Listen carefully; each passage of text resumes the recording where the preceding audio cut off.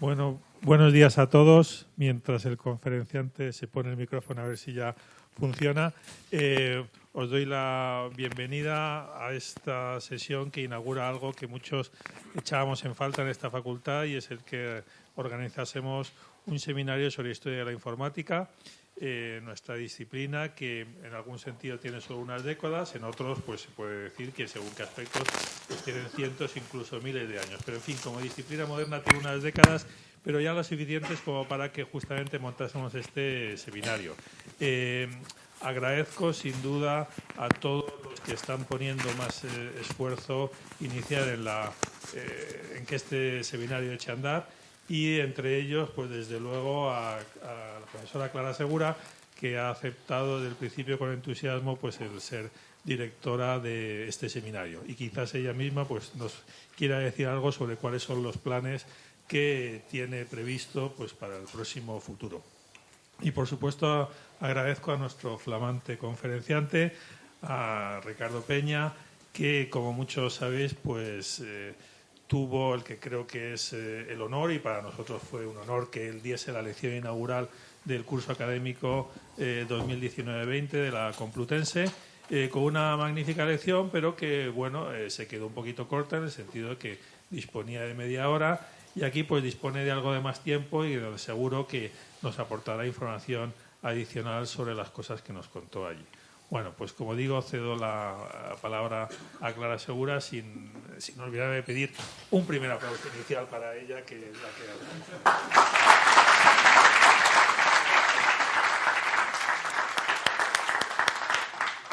Bueno, muchas gracias a todos por estar aquí en esta primera charla con la que inauguramos el Seminario de Historia de la Informática. Se entiende que este seminario está abierto a todo el mundo, y entonces espero poder dar la bienvenida, si no es hoy, pero en las próximas sesiones, tanto a profesores como a alumnos de esta facultad, de otras facultades de nuestra universidad e incluso de otras universidades, y a todos aquellos que no hayan estado incluidos en ese conjunto, pues también estén interesados en estos temas. Es una aspiración de este seminario pues que sirva como espacio de encuentro en el que podamos compartir conocimiento sobre esta nuestra breve historia de la informática. Conocimiento sobre las personas que han ido construyéndola desde sus cimientos hasta hoy, sobre el nacimiento y cómo han ido evolucionando sus distintas áreas, y finalmente sobre la forma en la que esta a su vez ha ido transformando la historia de otras disciplinas.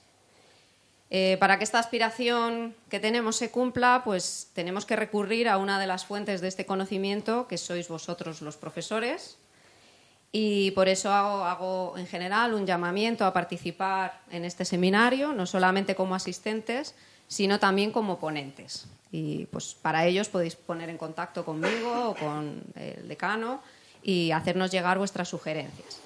Ya de antemano agradezco a los pioneros que durante este curso académico ya nos van a presentar diversos e interesantes temas, y todos ellos se van a ir anunciando en la página web del seminario, que está enlazada desde la página de la facultad, gentileza de nuestro vicedecano Marco, y también se irán anunciando en los eventos de la UCM.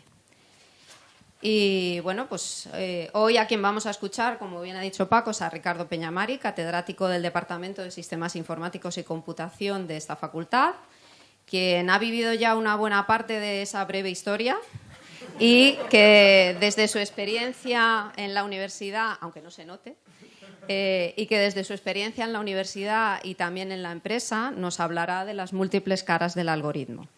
Como os ha comentado Paco, en él ha recaído este año el honor de representar a nuestra facultad por primera vez en una lección inaugural de curso académico en nuestra universidad, y ha aceptado gustosamente la invitación de participar con una adaptación de esta charla para inaugurar también este seminario. Así que os dejo ya con Ricardo, agradeciendo de nuevo a todos vuestra participación.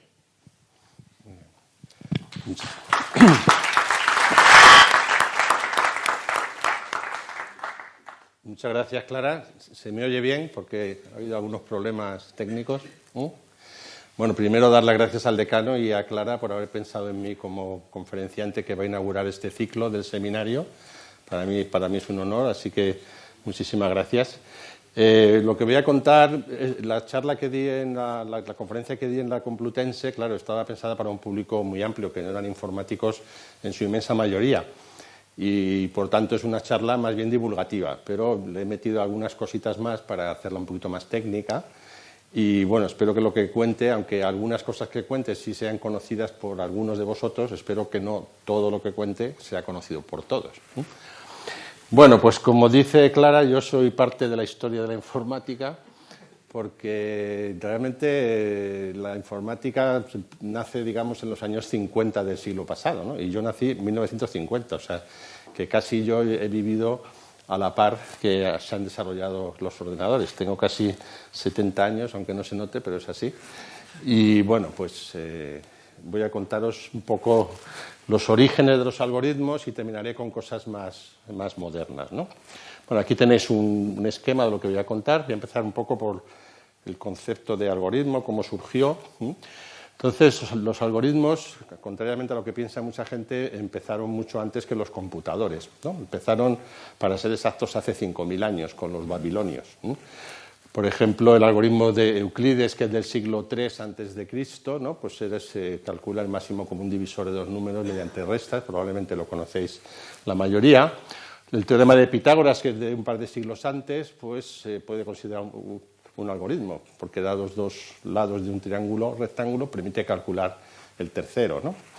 Pero es que los babilónicos, en tablillas de arcilla, cuando no existía ni siquiera la escritura, existía una escritura que se llamaba cuneiforme, que era con unos símbolos jeroglíficos, pues ya tenían procedimientos algorítmicos, como por ejemplo la fórmula del interés compuesto. O sea, ya en aquella época había comercio y se calculaban estas cosas, o para dividir dos números en base 60, que es complicado, ¿no? Era la base numérica que ellos usaban en esa época, ¿no? Y curiosamente, muchas de esas tablillas terminaban con una inscripción que decía, y este es el procedimiento. O sea que ya había, de alguna manera, concepto de método o de algoritmo. Bueno, la humanidad pues, fue descubriendo métodos para facilitar el cálculo. Por ejemplo, el ábaco se puede considerar una máquina de calcular, aunque no era automática, ¿no? Pero bueno, era una manera de facilitar los cálculos. Y eso es del siglo del 2600 antes de Cristo, y se usó en los griegos, en el Imperio Romano, en muchos sitios, ¿no? Pero bueno, máquinas como tales, la primera que surge en la historia es la máquina de sumar de Blaise Pascal, del siglo XVII, la vais a ver ahora en una foto, que permitía sumar dos números de varias cifras en base 10. No tuvo mucho éxito porque la base 10 no era la que se usaba en esa época, o sea, él la creó para facilitar el cálculo de los impuestos, y las monedas no seguían un sistema decimal, era un sistema parecido al de las libras, los peniques y los chelines, que no son decimales, ¿no? Por lo cual no tuvo mucho éxito. Y un poco más tarde, Gottfried Leibniz inventó la máquina de multiplicar. Aquí tenéis la máquina de sumar de Pascal, fijaros qué aspecto. Las ruedas eran para marcar los números y entonces se introducían los números, se iban sumando y en las casillas que veis arriba ahí salía la suma, ¿no? La de Leibniz ya tenía algo más, tenía una rueda especial que permitía hacer multiplicaciones, ¿no? Pero bueno, eran máquinas dedicadas a un solo algoritmo, al de sumar o al de multiplicar. Lo que se pretendía, o sea, digamos que en la línea de llegar hasta los computadores actuales, lo que hacía falta es una máquina capaz de ejecutar no un algoritmo específico, sino cualquier algoritmo, ¿no? En esa dirección, curiosamente, la primera máquina programable es un telar, ¿sí? Un telar de Jacquard, de 1800, que podía ejecutar, por decirlo así, dibujos, ¿sí? Tenía este aspecto. Tenía una cadena continua de cartones perforados que se iban leyendo, y los orificios de los cartones permitían que subieran unos vástagos u otros, y eso hacía que se levantaran unos hilos u otros del tejido, y al pasar la lanzadera, que es lo que hace realmente el tejido, pues se iban formando dibujos, ¿no? O sea que era una máquina de ejecutar dibujos, ¿no? Si se cambiaban los colores de las bobinas, si se cambiaban las bobinas de hilo, ejecutaba el mismo dibujo con distintos colores. O sea, que se parece mucho a un algoritmo en el sentido de que si le cambias los datos de entrada, el mismo programa te calcula otro resultado, ¿no? Los cartones se podían almacenar, se podían crear bibliotecas de dibujos, ¿no? Entonces, bueno, pues decir que es una especie de máquina programable, pero especializada en hacer dibujos, ¿no? Bueno, inspirado en el telar de Jacquard, el matemático Charles Babbage, del siglo XIX ya, diseñó primero una máquina que se llamaba la máquina de diferencias, que era para calcular polinomios, ¿no? Y tuvo éxito, esa máquina sí llegó a funcionar. Entonces se planteó hacer una máquina programable, que se llamó la máquina analítica, en la cual trabajó desde 1933 hasta su muerte, ¿no? Charles Babbage era una persona de la clase alta, era un lord, y bueno, tenía dinero y invirtió toda su fortuna en esta máquina y se arruinó, murió pobre, porque la máquina, como dice por algún sitio, nunca llegó a funcionar, porque era completamente mecánica. En ese momento no existía todavía la electricidad, ¿no? O más o menos en esta época, ¿no? Y entonces todo estaba en base con engranajes, ruedas dentadas, ¿no? Y la precisión que se requería para esas piezas no era propia de la época, ¿no? No existía esa precisión, pero el diseño era correcto, ¿no? Porque luego sus diseños inspiraron a ingenieros de los años 40 del siglo XX en la construcción de los primeros computadores electromecánicos, ¿no? Entonces tenía una unidad aritmética que podía hacer las 4 operaciones aritméticas, tenía una memoria donde se almacenaban los valores y tenía un repertorio de instrucciones, una especie de ensamblador, que tenía la operación a realizar y 3 operandos, que era de dónde cogía los inputs de la operación y dónde tenía que dejar el resultado. O sea, la propia memoria funcionaba como acumuladores, por decirlo así, ¿no? Entonces, podía ser programada con una secuencia de instrucciones grabadas en unas tablillas perforadas muy similares a las del telar de Jacquard. O sea que, si hubiera funcionado, pues claro, era capaz de leer unos datos, calcular un resultado, y ese resultado quedaba en la memoria y podía ser entrada para nuevas instrucciones, podías hacer un algoritmo. De hecho, aunque no lo conté en la charla inaugural, supongo que sabéis que había una mujer, Augusta Lovelace, que trabajaba con él, y esta era la que diseñaba los programas. O sea, que esta mujer diseñó programas que nunca llegaron a funcionar porque no hubo máquina nunca, pero ya tenía el concepto de bucle, el concepto de condicional, es decir, que pasa por ser la primera programadora de la historia, ¿no? De hecho, hay un lenguaje de programación que se llama Ada en su honor, ¿no? Este es el aspecto que tenía una de las piezas, ¿no? Fijaros que todos son manivelas, ruedas dentadas, ¿no? Esta creo que la construyó IBM, porque ya con piezas modernas, ¿no? Y llegó a funcionar, ¿no? Bueno, seguimos con nuestra historia, si no nos quedamos aquí. A pesar de estos importantísimos precursores, realmente los informáticos consideramos que el padre de la informática es el matemático británico Alan Turing, que nació en 1912, que bueno, supongo que algunos habréis visto películas más o menos fidedignas de la vida de esta persona. Tuvo una vida muy azarosa, vivió la Segunda Guerra Mundial, todo eso de la máquina Enigma, que sabréis todos, y murió muy joven, murió con 42 años, en fin, por unas circunstancias terribles, ¿no? Le acusaron de homosexualidad, que era un delito en esa época, y bueno, pues murió una vida trágica. Pero yo no me voy a detener en eso, voy a detenerme en las cosas que tienen que ver con los algoritmos, ¿no? Entonces, en el año 36, Turing tenía en esa época pues 24 años, ¿no? Investigaba en Cambridge sobre un problema importante de las matemáticas que fue planteado por David Hilbert en 1900, que era uno de los 23 retos matemáticos del milenio, ¿no? Porque cambiábamos, del milenio no, del siglo XX. Y el problema de decisión se formulaba en lo que está en rojo, ¿no? Dada una fórmula de la lógica de primer orden, con elementos de aritmética, se preguntaban si existía un procedimiento efectivo para decidir si la fórmula es válida o no lo es, ¿no? Entonces, muchos matemáticos, todos los que seguían a Hilbert, la escuela formalista que se llamaba, creían que sí, que existía tal procedimiento, o sea, que dada una fórmula existía un algoritmo que, a través de una serie de pasos, decidía si la fórmula era válida o no era válida, ¿no? Claro, que era un procedimiento efectivo era el término que se empleaba en la época, pero no estaba muy bien definido, que se entendía por eso, ¿no? Todo el mundo entendía que era un procedimiento finito, donde en cada paso se aplicaba alguna regla elegida de un conjunto finito de ellas y que aquello pues terminaba con un sí o con un no, ¿no? Entonces, los matemáticos se concentraban en ver cuáles eran los axiomas de partida y los pasos de deducción para, partiendo de los axiomas, llegar a probar si la fórmula era buena o no. Entonces, Turing cambió un poco el punto de vista y se concentró en qué es esto de un procedimiento efectivo. Vamos a formalizarlo, porque nadie sabía muy bien lo que era. Y entonces, bueno, aquí tenéis a Turing, aquí tenéis a Hilbert, y para ello imaginó a una persona, un calculador, un computer que decía en aquella época, pero no un computer de los de ahora, sino un computer con cara y ojos, ¿no?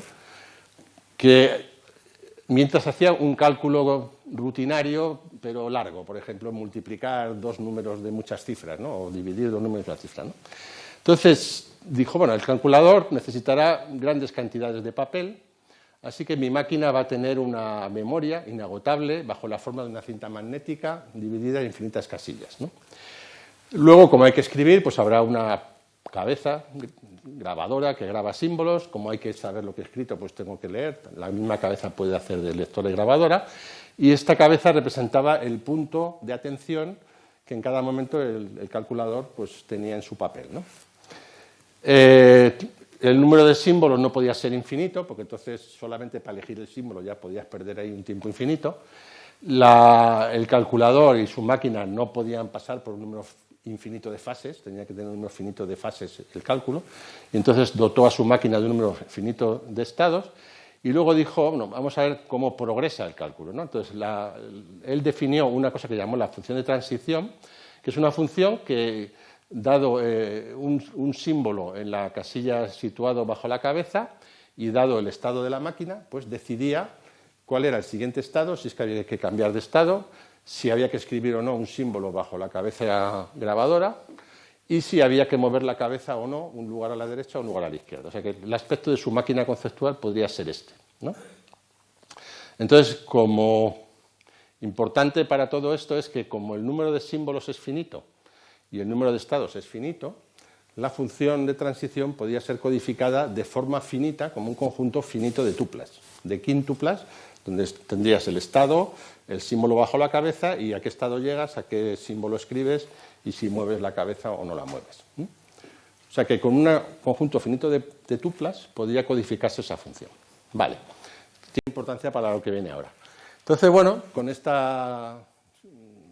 invento, pues empezó a escribir funciones de transición y empezó a escribir máquinas para multiplicar números en base 2, luego en base 10, para dividir, para calcular raíces cuadradas, cúbicas, a todo lo que más o menos tenía aspecto de un algoritmo, pues lo codificó y vio que sus máquinas, con más o menos esfuerzo, podían hacerlo. De hecho, nosotros las enseñamos, no sé si es en primero, en matemática discreta o en algún sitio, no, más adelante, ¿no? Las enseñamos. Y también se hacen pruebas, o sea, también se piden ejercicios de hacer máquinas de Turing que hagan cálculos, ¿no? Bueno, entonces dijo, bueno, pues vamos a ver si puedo hacer máquinas más potentes. Y empezó a dotarlas de más cabezas, de más cintas, ¿no? Y vio que el conjunto de algoritmos que podían hacer era el mismo. Que por mucho que las hizo no deterministas, las hizo de todos los colores, y vio que cada máquina nueva que inventaba podía ser simulada por una de las antiguas, por tanto, podían hacer las mismas cosas. No eran más potentes unas que otras. Y en este camino de que unas máquinas simulaban a otras, descubrió que podía definir una máquina, que la llamó la máquina universal, que podía simular a todas las demás. Funcionaba como una especie de máquina de orden superior. Era una máquina que le dabas otra máquina y hacía el cálculo de esa otra máquina. Es decir, recibía en una cinta una máquina de Turing convencional, codificada en forma de tuplas, como he dicho antes, y en otra cinta recibía los datos tal como los esperaba la máquina que estaba codificada en la primera cinta. Y a partir de ahí hacía como un intérprete, leía las tuplas y iba haciendo las mismas transiciones que hubiera hecho la máquina codificada. ¿Entendéis? Con lo cual, cambiando la máquina codificada, su máquina podía ejecutar a cualquier otra máquina, por tanto, podía ejecutar cualquier algoritmo. ¿Vale? Por eso le llamamos la máquina universal, Entonces, en términos modernos, una máquina universal sería como un intérprete de un lenguaje de programación. Entonces, ahí es donde está la contribución esencial a la informática, ¿no? En esa máquina universal está el concepto de computador con programa almacenado en memoria, que, pues más adelante, como digo ahí, dio lugar a los computadores electrónicos y a lo que tenemos hoy.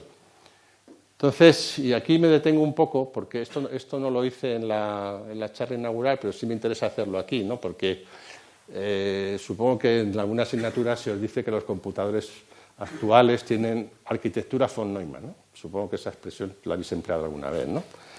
Y se dice que la primera máquina, el primer computador electrónico de la historia es el ENIAC, ¿no? De hecho, en Pensilvania. Y bueno, más o menos hay un poco de falsedad en todo esto, ¿no? Porque, claro, realmente el concepto de computador con programa almacenado está en la máquina de Turing. El primer computador electrónico de la historia no fue el ENIAC, sino fue el Colossus. Colossus, tanto ENIAC como Colossus eran dos computadores de propósito específico, o sea, dedicados a un solo algoritmo. El ENIAC lo diseñaron los norteamericanos con propósitos, bueno, los dos son con propósitos bélicos. El primero era para calcular trayectorias de proyectiles, que requerían muchas multiplicaciones, y entonces se dedicaba solo a eso. Y no llegó a funcionar, bueno, sí llegó a funcionar, pero quiero decir que no llegó a intervenir en la guerra mundial. Se terminó hacia el año 45, cuando ya la guerra estaba acabada, ¿no? Y los ingleses, los británicos, muy en secreto, hicieron el Colossus, que era como una especie de subproducto de las máquinas Enigma. Las máquinas Enigma que hizo Turing para descifrar mensajes de los alemanes eran electromecánicas, y dijeron, esto es muy lento. Si hay que descifrar códigos, mejor hacer una máquina electrónica. Hicieron el Colossus. Y el Colossus llegó a funcionar a partir del año 43, o sea que estuvo funcionando los últimos 2 años de la Segunda Guerra Mundial y sirvió para descifrar códigos alemanes del alto mando, de Hitler. Y gracias a Colossus supieron que el desembarco de Normandía, los alemanes no tenían ni idea de por dónde iba a ser. Es decir, ellos vigilaban las comunicaciones de los alemanes, las descifraban con Colossus, y sabían si los alemanes conocían sus planes o no. Y eso les permitió desembarcar con menos riesgo que si hubieran desembarcado. O sea que Colossus sí jugó un papel en la guerra. Lo que pasa es que Colossus no se conoció hasta 30 años después, porque los británicos pusieron secreto, o sea, lo mantuvieron en secreto, todo eso era un secreto de guerra, las máquinas Enigma, el Colossus, todo eso quedó prohibido el difundirlo y se supo mucho después, ¿no? Entonces, bueno, por eso ha quedado para la historia que fue ENIAC, pero no fue ENIAC, fue Colossus. Y luego, por terminar con esta transparencia, al término de la Segunda Guerra Mundial, no von Neumann, sino von Neumann y 3 equipos más, de ellos 3 equipos británicos, el de Freddie Williams, Tom Kilburn y Maurice Wilkes, y el propio Turing, cada uno estaba haciendo un computador. O sea, sabían que al acabar la guerra lo que había que hacer era un computador electrónico. Lo sabían todos. Entonces, no es ninguno más importante que otro, ¿no? De hecho, el que se terminó primero fue el de aquí, el de la Universidad de Manchester, el Manchester Baby. No tengo fotos aquí de él, pero bueno, este fue el primero que se terminó. El segundo fue el de Maurice Wilkes, este fue en el año 48, este fue en el año 49, el de Turing se terminó en el año 50, y el de von Neumann, que dicen que es el que creó los computadores, se terminó en el 51. O sea, que quiero decir que no está tan claro que von Neumann fue el creador. Lo que sí es verdad que von Neumann hizo un report en el año, pues muy pronto después de la Segunda Guerra, en el 45 o en el 46, hizo un report donde describía la arquitectura que de alguna manera inspiró a todos ellos, ¿no? Pero bueno, esa es su principal contribución, más bien desde el punto de vista ingenieril, no más que desde el punto de vista conceptual. Bueno, perdonad por el inciso, pero quería dejar claro. Este es el ACE, diseñado por Turing. Este es el aspecto que tenía el ACE en 1950. ACE era Automatic Calculation Engine o algo similar. Bueno, seguimos con nuestro problema de decisión. Turing no se olvidó de él y vio que había problemas bien definidos que sus máquinas no podían resolver. O sea, primero hizo muchos algoritmos, vio que iban bien, pero luego vio que había cosas que no podían decidir. La primera de ellas fue lo que se llama el problema de parada, que es que no existe ninguna máquina tal que dada otra máquina arbitraria y unos datos de entrada para ella, decida si dicha máquina parará su cómputo al ejecutarse sobre dicha entrada. Entonces vio que había problemas que no tenían solución algorítmica. De hecho, el problema de parada es el primer problema que se llama indecidible, que no tiene solución mediante un algoritmo, ¿no? Luego se vio que hay infinitos, o sea, que son muchos más, incluso hay muchos más indecidibles que decidibles, ¿no? Y la manera de probarlo es muy sencillo. Se puede probar muy fácilmente que hay tantas máquinas de Turing como números naturales. Se puede hacer, igual que de los racionales y hay tantos como naturales, son infinitos numerables que se llaman, ¿no? Y en cambio se pueden definir tantos problemas como funciones matemáticas, que es un infinito no numerable, ¿no? Como el de los números reales. Entonces no se pueden poner en correspondencia ambos infinitos. Por decirlo así, el infinito de los naturales es más pequeño, por tanto hay menos algoritmos que problemas. Ya está. Esa es la demostración. De hecho, demostró enseguida que no existe ningún algoritmo para decidir la validez de una fórmula lógica. Por tanto, resolvió en negativo, ¿no?, el problema de decisión. Y esto fue fue un trauma bastante grande en la comunidad matemática, ¿no? Porque todo un programa que llevaba 30 años funcionando se cayó por tierra, ¿no? Bueno, pues seguimos con nuestra historia. Es verdad que no fue el primero. A Turing le pasaba que inventaba cosas unos meses después que las inventaban otros. Entonces, Church había probado unos meses antes con otro formalismo que no eran las máquinas de Turing, que es el cálculo lambda, exactamente lo mismo, que el problema de decisión no es algorítmico, no tiene solución algorítmica.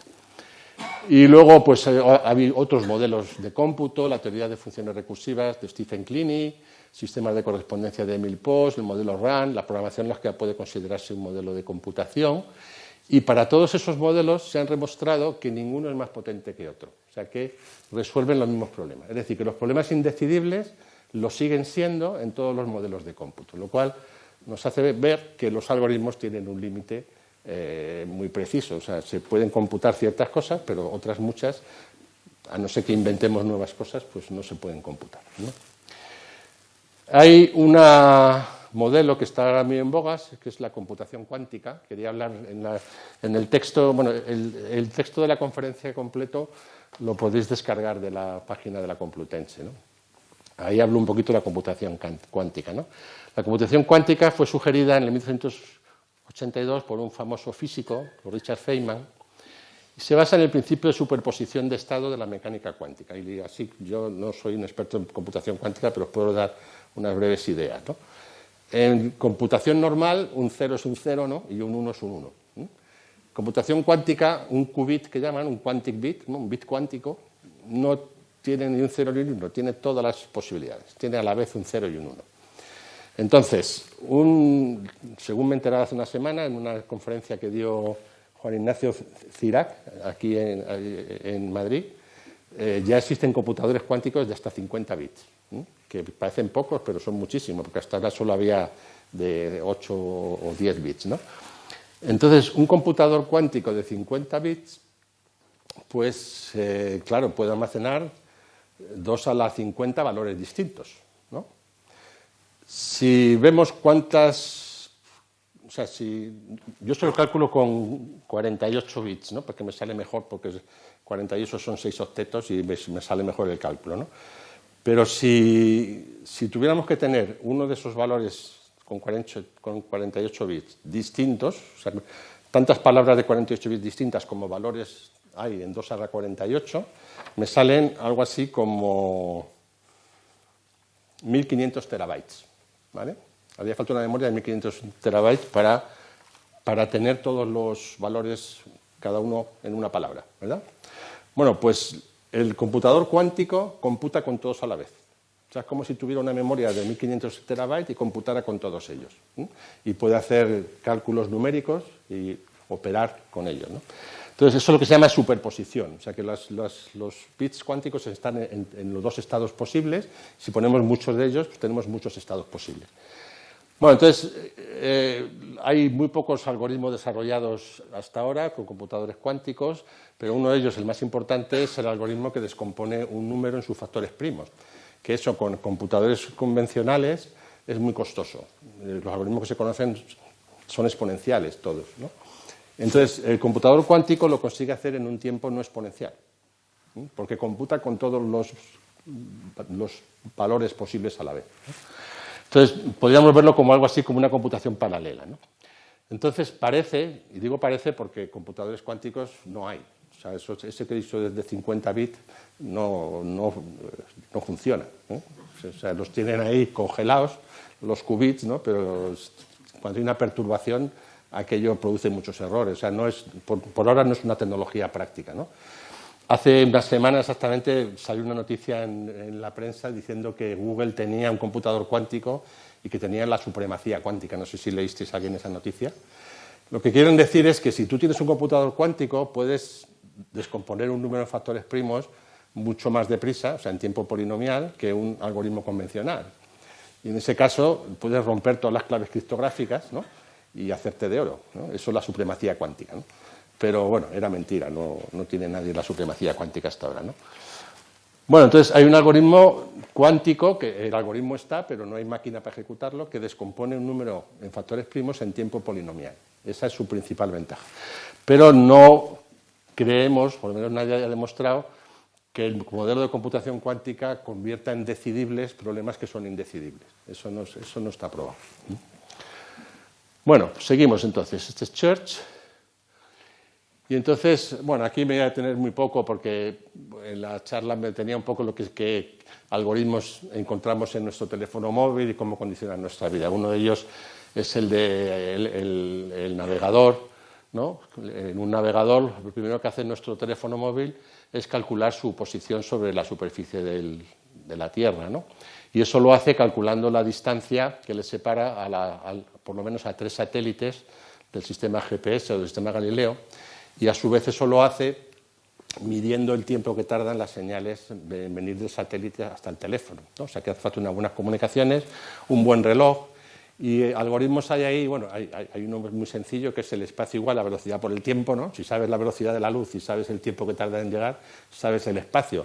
Pero no es tan sencillo, porque el tiempo que tarda en llegar está afectado por cuestiones relativistas, porque los satélites se mueven a muchos miles de kilómetros por segundo y están a muchos miles de kilómetros de la Tierra, entonces eso afecta a los relojes. Y de hecho los relojes de los satélites van más despacio que los relojes del móvil. Entonces hay que hacer una corrección, ¿no? O sea que hay un algoritmo para saber, solo para saber esa distancia ya hay un algoritmo. Luego, una vez que sabes las distancias, si sabes dónde están los satélites, pues haces una triangulación y calculas dónde estás tú. Y luego ya descargas los mapas, que es un grafo, y calculas y haces un cálculo de caminos mínimos del sitio donde estás al sitio donde quieres ir, ¿no? O sea que hay varios algoritmos solo para navegar con un navegador. Y luego en la reproducción de un fichero MP3, que lo hemos hecho mucho con el móvil, pues también hay cositas aquí, ¿no? Porque realmente el formato MP3 es un formato comprimido, es música comprimida. La manera de comprimirla es que cogen la señal de audio, la muestrean, que son esos puntos azules, y cogen las amplitudes y esas muestras las guardan, ¿no? Pero si solo hiciéramos eso, pues, por ejemplo, un CD de música está hecho así. Y para almacenar una hora de música a la frecuencia que se requiere hacer el muestreo, pues hace falta del orden de 600 megabytes. O sea, una hora de música en un CD son 600 megabytes. El formato MP3 consigue hacerlo la 10ª parte. O sea, la misma hora de música ocupa 60 megabytes. Y eso es porque primero hacen esto del muestreo, luego hacen una transformación de Fourier, que es que pasan del dominio de la amplitud al dominio de las frecuencias, con lo cual tienes la misma información, pero en el dominio de las frecuencias, gracias al teorema de Fourier. Luego hacen un filtro, quitan muchas frecuencias redundantes, o sea que al oído humano les suenan muy parecidas, con lo cual consiguen muchas menos muestras, y luego las comprimen con un algoritmo que es el de Huffman, que muchos lo conocéis, y todo eso da lugar a un fichero muy comprimido. Y luego nuestro teléfono móvil hace justo lo inverso, coge el fichero MP3, lo descomprime con el algoritmo de Huffman, pasa del dominio de la frecuencia al dominio de las amplitudes y lo manda a los altavoces. O sea que todo eso pasa, cuando tú le das con el dedito al icono del fichero, pasa todo esto que veis aquí, ¿no? Entonces, bueno, lo contaba en esta charla, lo contaba como una muestra de hasta qué punto nuestra vida diaria pues está rodeada de muchos algoritmos que los usamos sin darnos cuenta y muchas veces sin saber lo que hay detrás, pero que hay mucha gente que se ha preocupado ejemplo, para el fichero MP3 pues, se tardaron unos cuantos años en diseñar ese estándar y ver que comprimía bien y que el oído humano lo oye bien, ¿no? Bueno, entonces, con esto termino la primera parte del... Creo que voy bien, de tiempo. Y ahora vamos a ver, o sea, con esto lo que quería mostrar es que los algoritmos tienen un límite. O sea, que hay problemas que no tienen solución algorítmica, por lo menos con algoritmos convencionales. Entonces, otros ingenieros informáticos se han preocupado de inventar otras formas de algoritmos, ¿no? Por eso se llama la charla las múltiples caras, ¿no? Entonces, unos de ellos son algoritmos que aprenden, ¿no? Entonces, pongo aquí algunos ejemplos de cosas que nuestro cerebro puede hacer. Por ejemplo, podemos leer un texto o convertir en texto escrito un discurso que nos están dictando, o podemos reconocer las caras de los familiares, o podemos conducir un vehículo, ¿no? Pero no sabemos convertir todo eso en un algoritmo. Sería muy complicado explicarle a un computador cómo reconocer una cara, ¿no? Entonces, nuestro cerebro lo hace gracias a que se entrena. Entonces la pregunta sería, ¿podemos hacer lo mismo con los programas? ¿Podemos entrenar a un programa? Entonces Turing otra vez aparece aquí como precursor de este área, ¿no? De la inteligencia artificial, que es lo que hay detrás, ¿no? Entonces Turing, en el año 48, fijaros que aparte de lo que hizo con las máquinas Enigma, la máquina de Turing que he contado, el computador ACE que estaba haciendo en los años 50, todavía le daba tiempo para preocuparse de otras cosas, ¿no? Entonces, en el año 48 escribió un artículo que se llamaba algo así como Computing Machinery o algo parecido, que proponía máquinas que son capaces de cambiar su configuración y de algún modo aprender. Al mismo tiempo, o sea, cuando se van ejecutando van cambiando sus conexiones, ¿no? Le llamaba, por aquí aparece, aunque no se lee muy bien, aparece el concepto de máquina desorganizada, en alguno de los párrafos aparece por ahí, ¿no? Son máquinas, eran como pequeñas máquinas, ¿no? Que hoy los llamamos neuronas, ¿no? Y formaban una red, que lo llamamos redes neuronales. Y el comienzo es este trabajo, ¿no? Y entonces aquí te cuenta cómo cambian las conexiones, ¿no? Entonces, ¿cómo funcionan estos algoritmos, no? Pues fijaos, en un algoritmo convencional, primero se leen los datos de entrada, el algoritmo los procesa y se produce un resultado de salida, y esta acción la podemos repetir cambiando los datos de entrada. En uno de aprendizaje están las mismas piezas, pero en otro orden. Se le da al programa los datos de entrada y la salida esperada para dicha entrada. Y eso se repite muchas veces. Y el resultado de ese proceso es el algoritmo. O sea, lo que estamos haciendo es enseñarle al programa a ciertas cosas. Por ejemplo, queremos enseñarle a reconocer caracteres. Le decimos, mira, esto es una A, y esto no es una A, y esto vuelve a ser una A. Y el algoritmo va procesando todo eso. Eso lo hacemos miles de veces, y al final el algoritmo aprende a distinguir la A de otras cosas que no son la A. ¿Cómo lo hace? Pues por una cosa que se llaman neuronas artificiales, una red neuronal de neuronas artificiales. Entonces, en una neurona normal, pues podríamos verlo como, bueno, que tiene unas entradas que son las dendritas, por aquí entran señales que vienen de otras neuronas, la neurona las procesa y en algún momento produce una señal a la salida a través del axón, y estas son las terminaciones del axón, se llaman sinapsis, y esas conectan con otras neuronas y así pues se van propagando la información nerviosa. Así funcionan las neuronas, ¿no?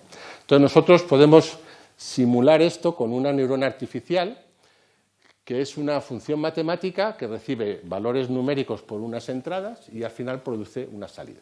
Y bueno, la más simple que podemos hacer es sumar el valor de las entradas, y si se alcanza un cierto umbral, pues se produce un valor a la salida, que es lo que hacen las neuronas biológicas, ¿no? Cuando hay una cierta acumulación de señales en la entrada, se disparan y producen una señal en la salida. Entonces, como digo aquí, no son palabras mías, son palabras de Pedro Domingos, de un artículo que se llama El algoritmo maestro. Se asemejaría a un pequeño parlamento en el que, si los votos son suficientes, se produce una decisión, ¿no? Hasta ahí nada especial, ¿no? Pero, como dice ahí, los votos no valen todos lo mismo. La neurona, a medida que va aprendiendo, va dando más peso a las entradas que le conducen a una solución de éxito. O sea, cuando dice esto es la A, si te ves toda la A y la culpa son de estas entradas, ¿no? Pues esas entradas las refuerza, ¿no? Y si se ha equivocado, las entradas las debilita, o sea que da más peso a las que hacen que la neurona acierte y quita peso a las que no. Bueno, pues el resultado del aprendizaje son justamente esos pesos. Después de muchas ejecuciones, la neurona ha dado pesos a sus entradas de tal manera que la neurona se dispara en todos los ejemplares positivos y no lo hace en ninguno de los negativos. Eso es aprender, ¿no? Bueno, y con el tiempo se han conseguido ensamblar varias capas de estas neuronas artificiales. Como veis, una neurona puede estar conectada a muchas otras, ¿no? Y bueno, simularía un poco las redes neuronales que hay en el sistema nervioso del cerebro, ¿no? De las personas. Entonces, pues empezaron en el año 45 y hasta el 65, pues bueno, se desarrolló una tecnología, la del perceptrón, que ya era capaz de reconocer caracteres. Luego se vio que esto de sumar las entradas pues era una cosa muy limitada porque había cosas que no podía detectar y además exigían mucho capacidad de proceso, que en aquella época era bastante cara. Y entonces durante unos años fueron abandonadas y luego se volvieron a resurgir gracias a un algoritmo de propagación hacia atrás que permite los éxitos a la salida de las neuronas de salida, propagarlos hacia las capas interiores y darle pesos no solo a la neurona de salida, sino a toda la capa, ¿no? Bueno, entonces volvieron a resurgir en esa época y bueno, pues aparece el concepto de aprendizaje profundo y hoy en día, pues por lo que yo sé, que no soy un experto en el área, pues existen neuronas especializadas, redes neuronales especializadas, pues unas en reconocimiento de imágenes, otras en reconocimiento del habla, otras en la traducción de textos a voz, las que hacen juegos pues, por recompensa y castigo, ¿no? Entonces, supongo que los que saben más de esto pues saben que hay muchas variantes. Y yo lo que voy a contar aquí son los casos que conozco de éxito, ¿no? Por ejemplo, en el 2012 Google desarrolló una que era capaz de reconocer caras de gatos en imágenes de vídeos, ¿no? Y esta tenía algo así como 9 capas y unos 1.000 millones de conexiones entre sus neuronas. O sea, quiero decir que eran redes ya... En aquella época era la red más grande que se había construido. Hace muy poquito, en el 2018, hubo un programa de jugar al ajedrez que se le dio únicamente las reglas del juego. O sea, cómo se mueven las piezas. Entonces jugó contra sí mismo unas cuantas horas, ¿no?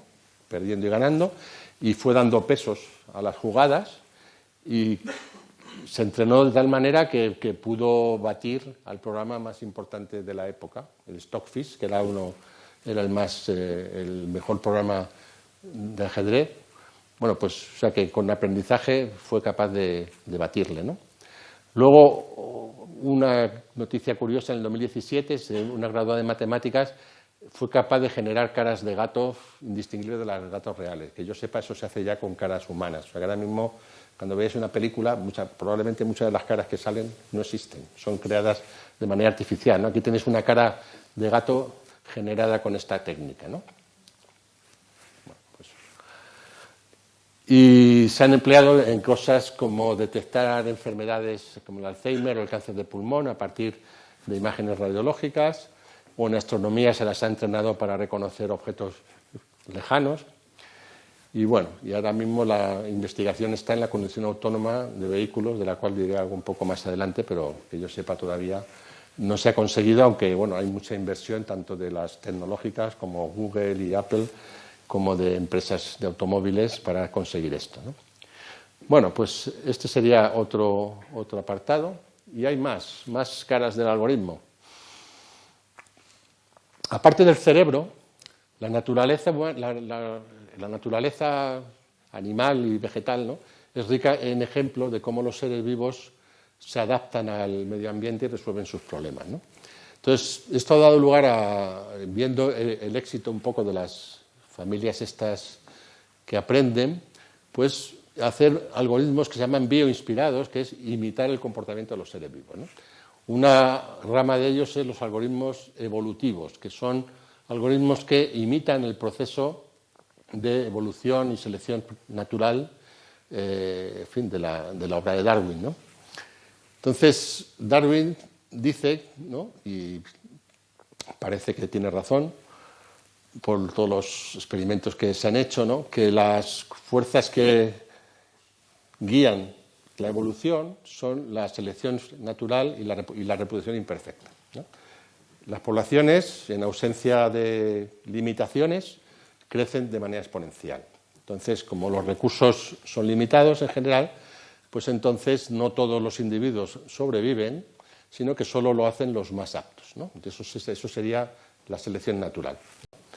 Pero claro, si la reproducción produjera individuos idénticos a los de la generación anterior, pues entonces no habría forma de adaptarse, ¿no?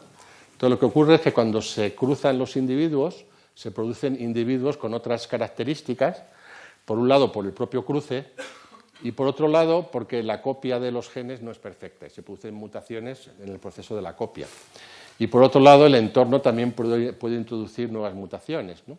Entonces, eso hace que las generaciones no sean idénticas entre sí y entonces las generaciones nuevas tienen otras características y la selección natural se va quedando con las que hacen que el individuo progrese o sobreviva mejor y se eliminan los que no sobreviven, ¿no?, los que no se adaptan, ¿no? Bueno, pues toda esta teoría se ha aplicado en forma de algoritmos. Bueno, aquí tenéis a Darwin.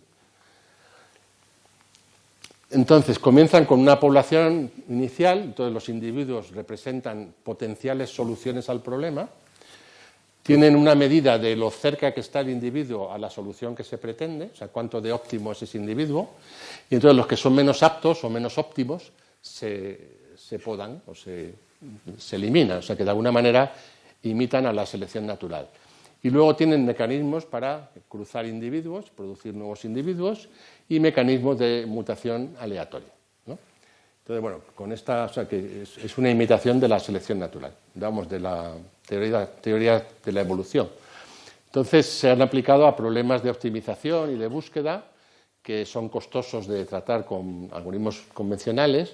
Por ejemplo, el famoso problema del viajante, que muchos conocéis, que es, dado un grafo con pesos en las aristas, pues encontrar un circuito que pase por todos los vértices del grafo y vuelva al vértice de partida, lo que se llama un ciclo hamiltoniano, y lo haga con coste mínimo, o sea que la suma de los pesos de las aristas sea mínima, ¿no? Bueno, este es un problema, los que han ido a las clases de MAR, ¿no?, ya lo conocen, es un problema que llamamos NP completos. Entonces me voy a detener un poquito en esto de NP completos. En la charla de la Complutense no lo hice, pero aquí sí lo puedo hacer.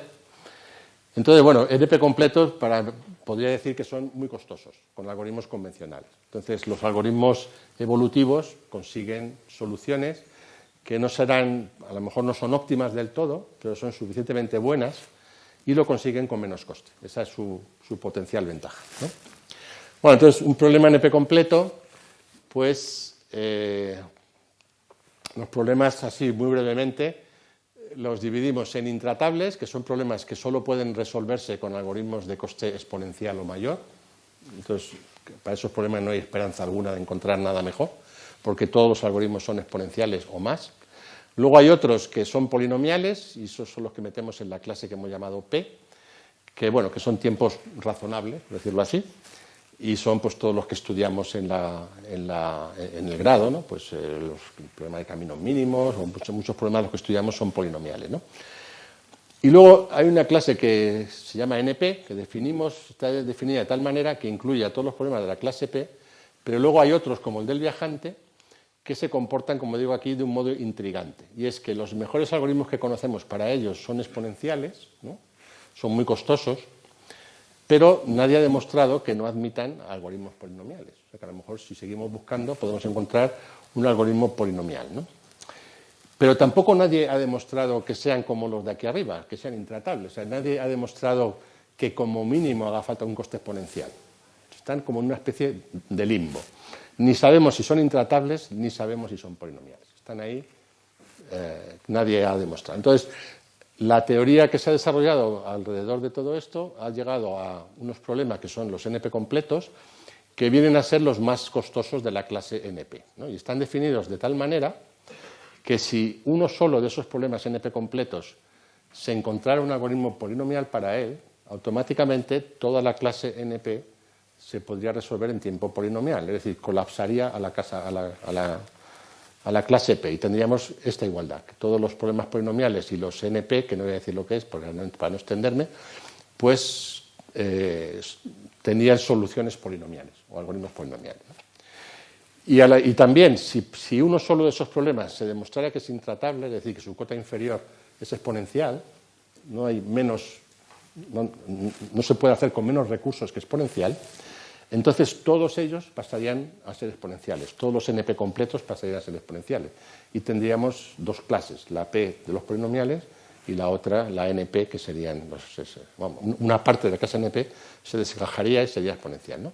Bueno, pues esta cosita tan simple, si P es igual a NP o P es distinto de NP, pues es una cuestión informática que lleva desde los años 70 sin resolverse, o sea, más de 30 años sin resolverse, ¿no? O casi 30 años, no, ¿qué digo? Sí, ¿no?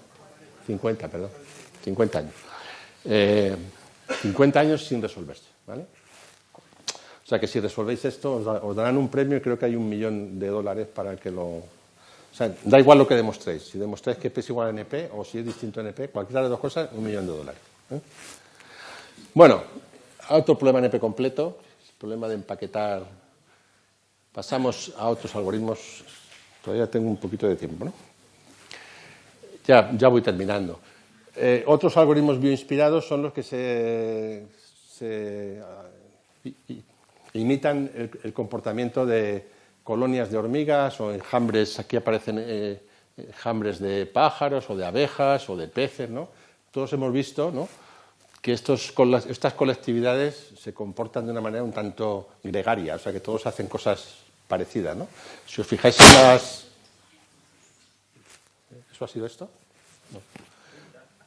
Si os fijáis en las hormigas se mueven en principio de forma aleatoria, ¿no? Pero cuando una de ellas encuentra comida, bueno, si os habéis fijado, yo cuando era más pequeño sí me fijaba en las hormigas, veis que cuando se cruzan dos hormigas se tocan con las antenas, o sea que se están diciendo, ¿hay comida o no hay comida?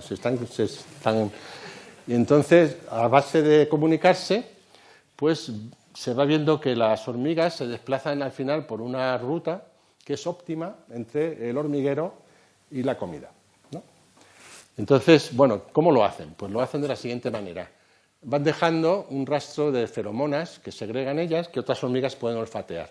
Entonces, cuando una ruta se convierte en prometedora, como las hormigas se comunican entre sí, pues empiezan a pasar más hormigas, lógicamente, ¿no? Y entonces las feromonas suben y eso hace que vayan más hormigas, ¿no? Y al final esa ruta es más transitada. Y las rutas poco interesantes, las feromonas se evaporan y desaparecen y ya nadie transita por ahí, ¿no? Y entonces las rutas que empiezan siendo aleatorias se van modificando y van convergiendo hacia una ruta óptima, que es lo que vemos al final, que todo el hormiguero circula por el mismo sitio, ¿no? Bueno, pues también con estos algoritmos se han resuelto problemas como el problema del viajante o problemas de rutas en redes de comunicación o problemas de transporte urbano, o sea que se aplican a problemas reales. Todos ellos son NP completos, o sea que si los hiciéramos con algoritmos convencionales serían muy costosos, ¿no? Vale, y en el caso de los enjambres, pues es la misma idea. Trabajan con una población de soluciones candidatas, que es el enjambre, y los individuos se mueven con unas reglas que toman en cuenta no solo su posición, sino la mejor posición que ha encontrado el resto del enjambre, ¿no? La media de las posiciones.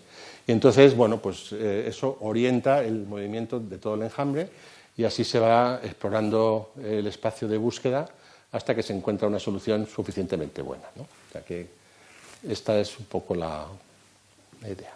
Bien, pues acabo ya con la última familia.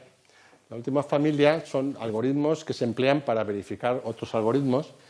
Entonces, los algoritmos basados en la naturaleza son muy útiles, pero de vez en cuando pues, dan respuestas equivocadas, ¿no? Por ejemplo, si le hablas al móvil y el móvil te lo convierte en texto escrito, pues a veces ves que se equivoca, que interpretan mal las palabras. O al revés, cuando habla el navegador, te habla y te cuenta cosas, pues dice cosas raras de vez en cuando. O cuando haces una búsqueda en Google, pues no siempre encuentras lo que estás buscando, ¿no? Entonces, estos respuestas equivocadas o lejanas al óptimo no son importantes porque sabemos que eso es así y bueno, aceptamos un cierto margen de error, ¿no? Pero claro, si empleamos este tipo de algoritmos para cosas ya que tengan que ver con vidas humanas, pues la cosa se empieza a ser un poco más grave, ¿no? Porque, por ejemplo, sabéis, hace un par de años, en el 2016, hubo un coche de estos autónomo en pruebas del modelo Tesla, de la marca Tesla, que se estrelló. Había aquí un camión que giró a la izquierda y entonces el camión tenía el remolque pintado de blanco y el software del automóvil pues interpretó que eso era parte del cielo y se estrelló contra el camión y el piloto murió, ¿no? El piloto no iba pilotando, pilotaba el software, ¿no? En el 1996 el cohete Ariane 5, que es este que tenéis aquí, justo en su primer vuelo se autodestruyó a los 30 y pocos segundos porque el software que gobernaba la verticalidad del cohete pues estaba trasplantado, digamos, del modelo anterior, del Ariane 4, que tenía menos potencia, y al pasar el software al Ariane 5, la velocidad del cohete era mayor y una variable se desbordó. Se desbordó y empezó a dar valores negativos. Entonces el cohete empezó a inclinarse hasta que lo autodestruyeron para que no cayera en tierra, ¿no? Ese es otro caso famoso de errores del software. Y otro caso más reciente es estos aviones, que lo habéis visto en la prensa, los Boeing 737 MAX, que estos es el modelo MAX, tenía unos motores más potentes que el modelo anterior, y entonces el centro de gravedad del avión estaba más atrás, y el avión tenía tendencia a subir demasiado vertical, ¿no? Entonces, para que no subiera vertical, cuando un avión sube en vertical, entra lo que llaman en pérdida y se cae, y no es bueno, ¿no?, para los aviones. Entonces, lo que hicieron fue ponerle un software de tal manera que un sensor del avión, que era el que detectaba la verticalidad, cuando veía que el avión estaba muy vertical, bajaba el morro del avión y lo ponía más horizontal. Ese era el software, ¿no? Pero no se preocuparon de informar a los pilotos, o sea, no hay ninguna luz en el cuadro de mandos que informe de que eso está actuando, ni tampoco había un botón para desconectar eso. Entonces, lo que pasó es que el sensor que medía la verticalidad del avión se estropeó y dio información errónea. E informó al software de que estaba yendo muy vertical cuando no era verdad. El avión iba así, pero el sensor estaba mal. Y entonces el software empujó el avión hacia abajo y lo estrelló. Y eso pasó 2 o 3 veces, no, 2 veces pasó, ¿eh? Y ahora ya lo están cambiando, ¿eh? Aquí el error no se puede decir que sea el software, más bien el error es de que no estaba duplicado el sensor. Pero bueno, para efectos es un mecanismo automático. Si no está verificado, no está aprobado, pues puede dar problemas que tienen que ver con las vidas humanas, ¿no? Bueno, hay más ejemplos que no voy a insistir en ellos. Aquí hablo de otros errores, ¿no? No hay más errores. Bueno, entonces, ¿cómo se puede combatir estos errores en el software, ¿no? Entonces, como digo aquí, hay que volver a cosas más fiables que no los algoritmos basados en la naturaleza, ¿no? Entonces, hay que volver a las matemáticas y al área de métodos formales, ¿no? Entonces, en lugar de testing, se habla de verificación de programas, ¿no? El testing, o sea, el probar el programa en ejecución, que es lo que hacemos todos los días, pues es una tecnología muy útil para detectar errores en el software si es que los hay. Pero es inútil, como digo aquí, para demostrar que no hay errores. O sea, si los hay, estupendo. El testing ha valido para encontrarlos. Pero si no los hay, no puedes probar con testing que no hay más errores, ¿eh? Pueden estar latentes. La única manera es verificarlo. Y para verificarlo, lo que hay que hacer es, primero, especificar matemáticamente qué es lo que debe hacer el programa y luego verificar que el texto hace lo que debe hacer, ¿no? Entonces, algunos que me habéis visto dar clase, habréis visto estas transparencias, ¿no? Esto es un método que borra en un árbol, borra un valor, una clave, ¿no? Entonces, lo que veis aquí en rojo es la especificación, que dice, no voy a leerlos todo, pero lo que dice es que lo que sale es un árbol bien formado, algo sobre la altura, de que la altura de lo que entra y lo que sale es la misma, y que el conjunto de elementos de lo que sale pues es el conjunto de elementos de lo que entra menos el elemento que estamos borrando. O sea, estamos formalizando comportamiento de esta función, ¿no? Y luego hay aquí un texto, y verificar consiste en probar que si el programa empieza en las condiciones requeridas aquí arriba, pues todo este texto conduce a las condiciones requeridas aquí abajo. Eso es lo que hay que hacer. Y eso exige lógica, demostradores matemáticos, etcétera, ¿no? Y eso es lo que se llama verificar un programa. Bueno, entonces esto es tedioso, difícil de hacer. Hay herramientas que mejoran la situación. En particular hay herramientas que cada vez que vas escribiendo el programa va verificando lo que puede hacer, y cuando no puede verificar, porque como sabemos que el problema de verificar fórmulas es indecidible en general, pues le pide ayuda al programador. Entonces se produce una especie de diálogo entre la herramienta y el programador, de forma que entre lo que la herramienta puede hacer de forma automática y las ayudas que el programador la va prestando, pues aquello se va verificando. Entonces, una de las plataformas más famosas se llama Daphne, y lo que habéis visto ahí está escrito en esta plataforma, ¿no? Bueno, entonces con herramientas de este tipo, no con Daphne, pero con otras parecidas, por ejemplo, esto está hecho con un sistema que se llama B. La línea 14 del metro de París es una línea de metros sin conductor, los metros no llevan conductor, y transporta a viajeros, pues hasta 40.000 viajeros en la hora punta. O sea que es una... Y lleva funcionando desde el año 1998 y no ha dado ningún error, ningún accidente. O sea que, bueno, se pueden crear sistemas. Y otra cosa que usáis seguramente muchos de vosotros son los servicios web de la empresa Amazon. La empresa Amazon tiene centenares de servidores distribuidos por todo el planeta, y los datos están distribuidos entre varios de ellos, y además, como los servidores pueden caer, están replicados, o sea que están distribuidos y replicados, las dos cosas, y además de vez en cuando cae un servidor. Y entonces los programas que sincronizan, o sea, el sistema de Amazon soporta millones de transacciones por segundo, en todo el planeta. Entonces, si no estuvieran verificados los programas, podría ocurrir que se perdieran datos, ¿no? O que hubiera copias de datos que no fueran consistentes las unas con las otras, ¿no? En cualquier caso, se perdería mucho dinero, ¿no? Entonces, en la empresa Amazon tienen un departamento que se llama, no me acuerdo cómo se llama, algo que tiene la palabra research, un departamento de investigación que investigan en métodos formales con los que están hechos esta herramienta. Bueno, y ahora sí que termino. Termino como terminé allí, en la charla de la Complutense, y es, bueno, ante tanto desafío, ¿qué hacemos en la Facultad de Informática? ¿Estamos preparados para todo esto que se nos ha venido encima? Pues bueno, sabéis que tanto los títulos de grados como de máster dedicamos al menos 6 cuatrimestres, ¿no? Entre primero lo de fundamento de programación, segundo EDA, tercero MAR. Bueno, pues por lo menos dedicamos 6 cuatrimestres a algoritmos convencionales, ¿no? Pero luego también tenemos asignaturas optativas de aprendizaje automático y de algoritmos evolutivos, estos que he dicho que están basados en la selección natural. También tenemos uno de los másteres, el de Internet de las Cosas. Tenemos unas asignaturas que tratan grandes volúmenes de datos y enseñan cómo procesarlos y clasificarlos con redes neuronales. O sea, tiene una pequeña parte al menos de aprendizaje automático, ¿no?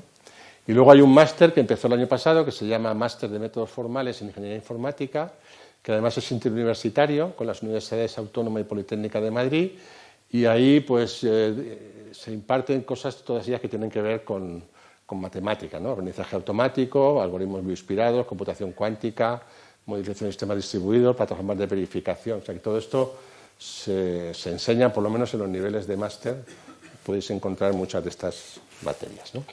Bueno, y ahora ya sí que esta es la última, creo que es, no, esta es la penúltima. No, esto era un poco como terminé allí, ¿no? Aunque para vosotros esto ya no es tan... Pero bueno, 70 años de historia comparado con matemáticas, física o química, pues es poco, ¿no? Y aun con esa juventud, 70 años de historia están transformando el mundo a pasos cada vez más acelerados, ¿no? Entonces, bueno, pues los informáticos, como digo aquí, tenemos la responsabilidad de gobernar esta evolución, ¿no? Y hacer que el futuro nos depare, que los algoritmos nos deparen los máximos beneficios y que podamos disminuir al mínimo sus perjuicios, ¿no? Si no, caeremos en el matrix que es lo que no debemos caer, ¿no? Bueno, pues quedo a vuestra disposición para lo que queráis preguntar o comentar. Muchas gracias.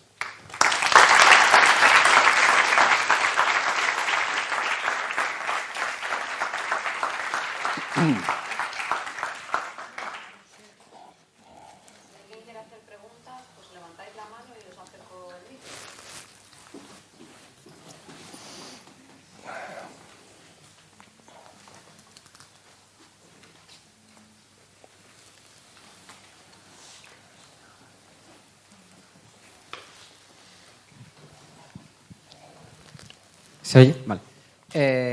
Una cosa de lo que has dicho antes, no sé si lo conocerás, lo del Galileo, lo del GPS, que hay un algoritmo que corrige el tiempo, pero si mal no recuerdo, no es que cada año se sume un segundo, se reste un segundo, sino que va cambiando. ¿Hay un algoritmo que lo usa o no? Yo creía que era como manual, que lo hacía, que cada año se cambiaba de forma manual. Bueno, no, de lo que te cuento, o sea, lo que yo sé del asunto es, el reloj, el satélite lleva un reloj atómico que se desvía muy poco, se desvía algo así como un nanosegundo por año, una cosa muy pequeña, ¿no? Que es despreciable. El reloj de tu móvil es otro reloj también muy preciso, ¿no? El problema es que por efectos de la relatividad, el reloj del satélite atrasa o adelanta, espérate a ver. Por un lado adelanta porque va más deprisa, no, por un lado atrasa porque va más deprisa y por otro lado atrasa porque está más lejos de la Tierra. Entonces, el reloj, los segundos, por decirlo así, del reloj del satélite son más largos que los segundos de tu móvil. Entonces, tiene que haber una corrección continua, no es una corrección al final del año. O sea, la desviación es del orden de 40 y tantos microsegundos al día. Y eso es muchísimo. Eso lo traduces en metros y el error en metros es como de 500 metros, con lo cual el GPS no vale para nada, porque si el error de tu posición te la da con 500 metros, no vale. Entonces, para que el error no crezca, tienes que hacer la corrección continuamente de los relojes. Pero tiene que ver con la relatividad, no tiene que ver ni con la rotación de la Tierra ni con nada parecido. Ah, vale. Perdona por la pregunta si es muy ignorante de una matemática, pero has dicho que había algoritmos NP completos, pero que los algoritmos biológicos, los de las hormigas y tal, podían dar resoluciones buenas aproximadas. Sí, aproximadas. Entonces, eso depende de que, aunque es exponencial, en el average o algo así, la complejidad average no es tan mala como en otros. O sea, porque en álgebra, por ejemplo, esos algoritmos no se usan. Porque, o sea, los algoritmos que se les puede buscar, digamos, esa buena aproximación con estos tipos de algoritmos es porque no es tan exponencial la complejidad en todos los casos. Por lo que yo sé de los algoritmos estos bioinspirados, o sea, cuanto más tiempo los dejes, más las soluciones son mejores. O sea, que depende un poco de cuándo los quieras parar. Si tú le dices, yo te doy media hora, pues a la media hora ha encontrado una cosa que puede ser buena, pero no es óptima. Si le dejas más tiempo, como van repitiendo el proceso este de la evolución natural, ¿no? Van encontrando cosas mejores. Pero yo creo que no existe el concepto de tiempo exponencial ni polinomial ahí. O sea, es que son algoritmos, por decirlo así... ¿Son randomized o no? ¿Son aleatorios? Sí, o sea, que tú puedes aplicarlo a un problema e ir muy bien, y para otro grafo, o sea, por ejemplo, para el problema del viajante, puede haber grafos que los traten muy bien y otros grafos no muy diferentes los traten muy mal, porque como son, hasta cierto punto son aleatorios. O sea, ellos empiezan con una población aleatoria y luego van depurando las soluciones. Por lo tanto, pueden encontrar algo bueno o algo mediano, o algo. No hay garantías de nada, porque no son algoritmos deterministas, ¿sabes? Entonces, el concepto de tiempo ahí o de coste es muy relativo.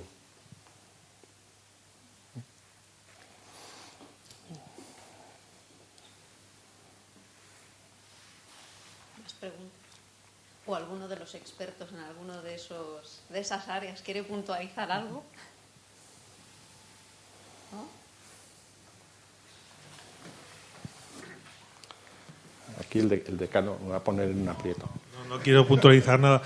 Claro, en tu charla esto ocupaba solamente unas pequeñas menciones, pero me consta que conoces bastante de los primeros ordenadores reales que se hicieron, ENIAC, Colossus y tal, y es de esperar que alguna vez en este seminario pues haya algunas sesiones dedicadas específicamente a eso.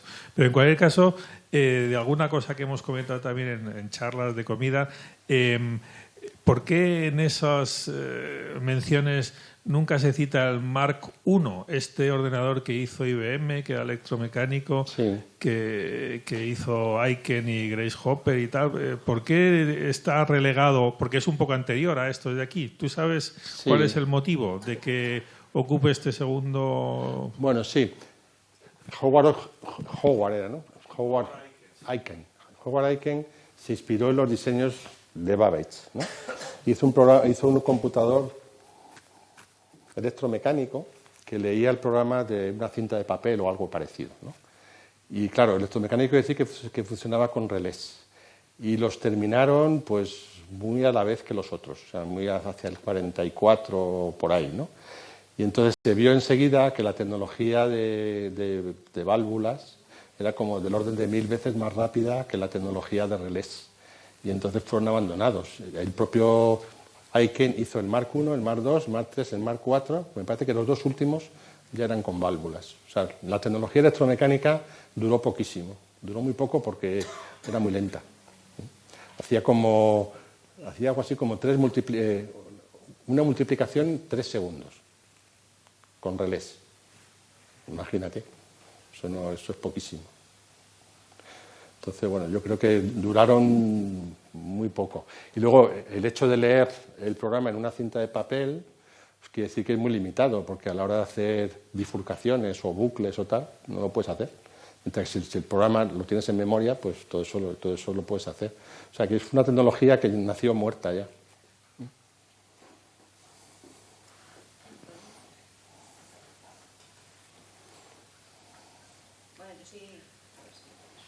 Y quería hacer una, como he dicho antes, que habías vivido una buena parte de la historia, de esta breve historia. Me gustaría que les hablaras o les contaras un poco a mis alumnos qué viviste tú al principio, cosas que ellos seguramente no han vivido nada, o sea, qué parte de la tecnología que ellos desconocen totalmente viviste en tus comienzos. Madre mía, tendría 1000 anécdotas para contaros, pero bueno. Mirad, mi primer computador no tenía disco, no tenía cinta. No tenía nada, solo tenía un teclado para meterle las cosas, ¿no? Y entonces la memoria no era electrónica, era magnética, era de ferritas, ¿eh? No sé si sabéis lo que son las ferritas. Ferritas son como unos imanes pequeñitos y cada imán de esos era un bit. Entonces la memoria era una rejilla de pequeños imanes, que era la...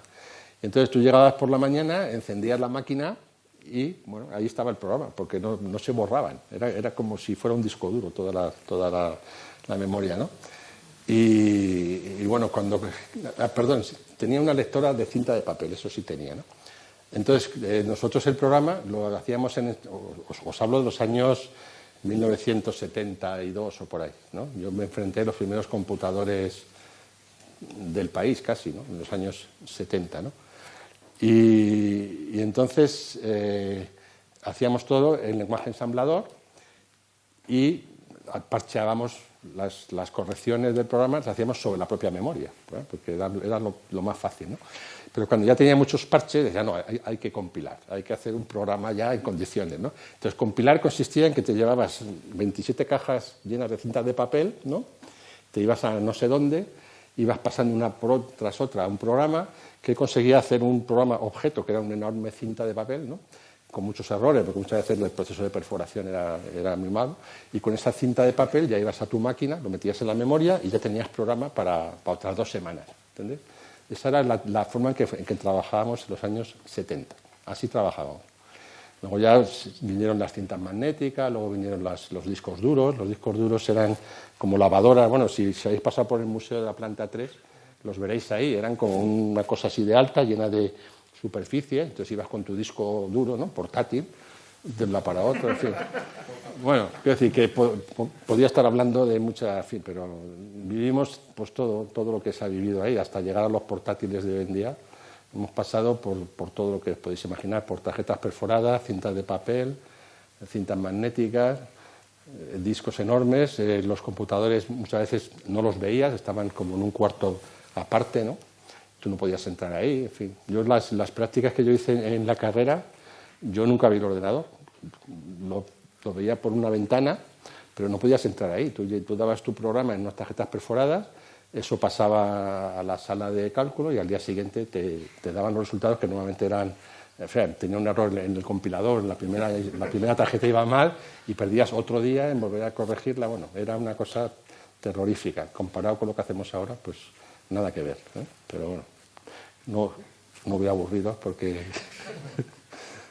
Bueno, al hilo de lo que has dicho, hay que decir que las siguientes sesiones, la siguiente sesión que será el mes que viene, pues intentaremos aterrizar el Apolo 11 con un simulador. Entonces, bueno, ya lo veréis anunciado. No sé si está José Luis por aquí, ¿por qué no?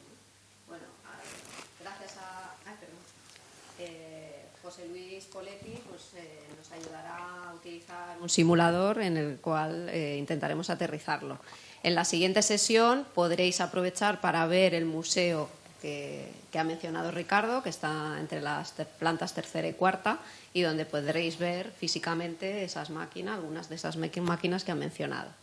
¿Vale? Luego, más adelante, Mariemi nos hablará de mujeres informáticas, o por lo menos hará una introducción así general, luego podremos hablar más adelante de mujeres más en particular. Y Jaime, que estará en la sala de edición por ahí y se ha asomado hace un momento, nos hablará de música en la informática. ¿Vale? Entonces creo que tenemos una cosa bastante variada para este curso y como ya os comentaba antes, todos aquellos que queráis compartir con los demás vuestros conocimientos y enriquecernos, pues ya sabéis, poneros en contacto conmigo y vamos planificando para los cursos siguientes. Y muchas gracias a todos de nuevo por venir y hasta la próxima sesión, que será el mes que viene.